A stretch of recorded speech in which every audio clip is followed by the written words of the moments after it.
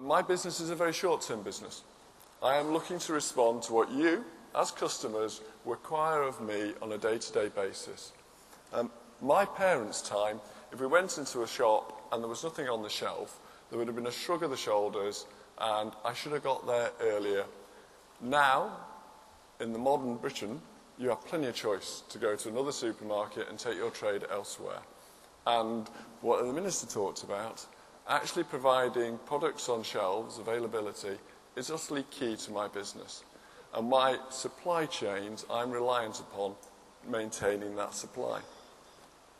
Now, it's actually incredibly apt that we're in London, because the structure of supply chains used to be a very historic one. So if you think about the massive historic markets of London, Billingsgate for fish, Covent Garden, it wasn't just a venue for musicals, it was the fruit and vegetable market for London. Smithfield still exists as the meat market to London. And those wholesale markets were replicated around the country. They have moved on since the war. And now most people rely on supermarkets rather than going to a butcher, a greengrocer, or a fishmonger in their local high street. That wasn't done by government decree. That was done by people recognising the convenience and the opportunity of doing a one-stop shop, and they took the decision to go and shop that way. And I can't see that but change. Businesses do change. We have no divine right to succeed. It is only by satisfying customers that we succeed. And Asda got to the point where it nearly went bust in the 90s. It literally was days away from running out the cash flow to pay for the wages. So we have to make sure that what we do is appropriate to our customers. So we've had conversations about fish sustainability, and you'll see that many of the fish I now sell have got line caught, and many of the markets talk about line caught.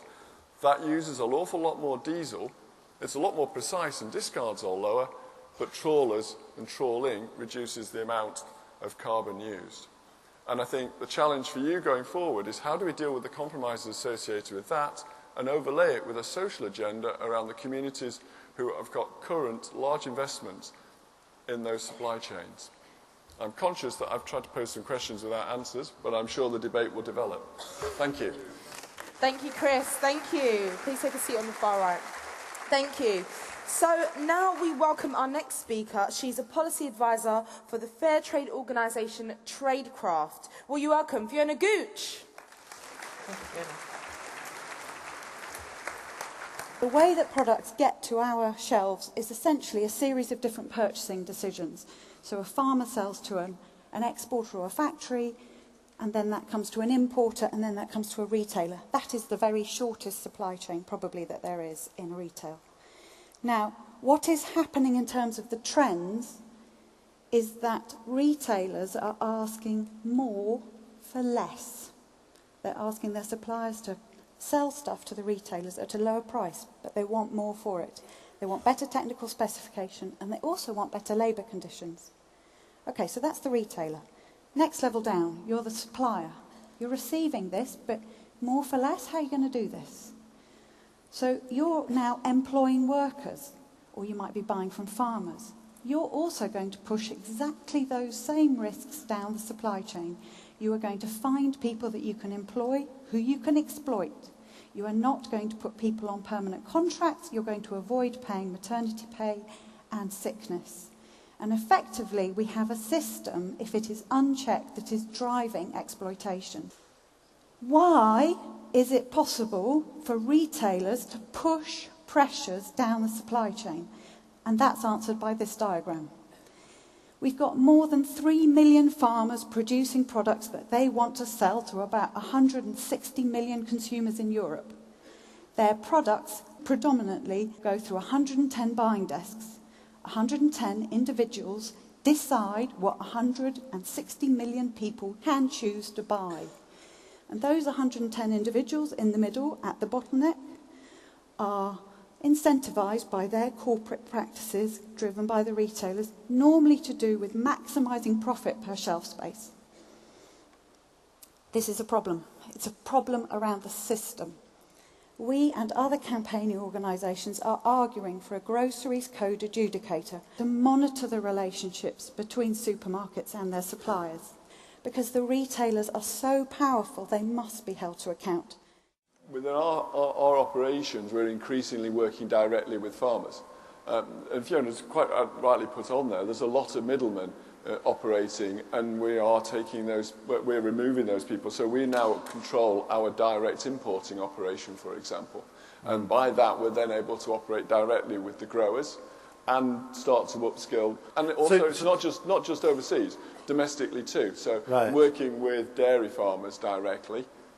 We got an award from Compassion in World Farming last year because we have that direct conversation with the dairy farmers, including economics. Mm-hmm.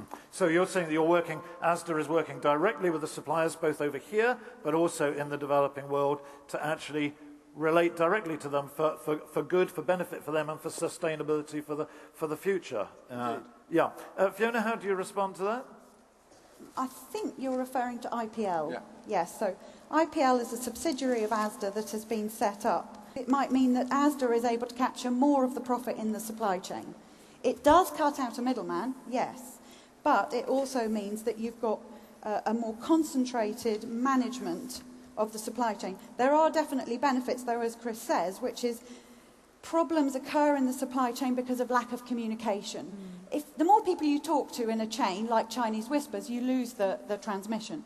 So setting up IPL should enable less waste, because you won't have people producing product that then Asda doesn't actually want to buy.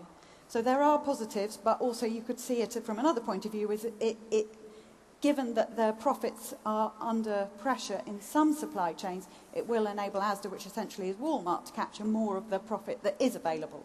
Mm-hmm. How do you respond to that, Chris? I think you have to judge us by the results. And the level of scrutiny on supply chains is absolutely enormous. The communications that we have today are so rapid. If Fiona finds something out about Asda, she's not going to be shy. If she had an example, she'd be playing it. So I think, and as we go forward, I'm very open to that scrutiny. So rather than people talking about how bad supermarkets are, if I'm doing something wrong, and I say it to lots of organisations, tell me and I'll help to resolve it. Mm-hmm. If, on the other hand, it's not me, well, perhaps you have to go and talk to the people that have got the issue. Yeah. I actually do need to come back on that one, which is, if you see that bottleneck diagram, if you are a supplier and you don't have many people to sell to, let's think about the UK. 80% of all food is only sold by 4 companies in the UK for out-of-home consumption. Tesco's, Asda, Sainsbury's, Morrison's. Yeah? If you are a supplier to one of them, you are producing in fairly large volume. You cannot risk losing your business to those companies.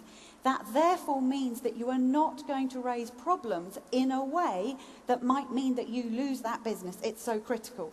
Some businesses, not Asda, run a 1-to-2 relationship. One retailer, 2 suppliers. And what you can do with that is play one off against the other. When one misbehaves, you reward the other one and you slash the order to the other one. That is a really, really bad impact on workers and farmers in developing countries, because instead of earning the income that they're expected to earn for some tit-for-tat thing happening in the UK, what you end up is with the farmers are only going to be paid for half of what they've already committed their crop to grow, their land to grow in terms of crop. So I think retailers would be well to be aware that there's a really strong climate of fear amongst the supplier community in terms of coming forwards. Let me hold you there if I can, Fiona. We got a tweet come in from Claudia Josephine who says, so how exactly are we going to solve world hunger? I actually think large multinational organisations have a responsibility. We need to have proper global agreements, and then business can operate within that. That's the bit we're sadly lacking at the present moment in time. But in the meantime, we're trying to do our bit.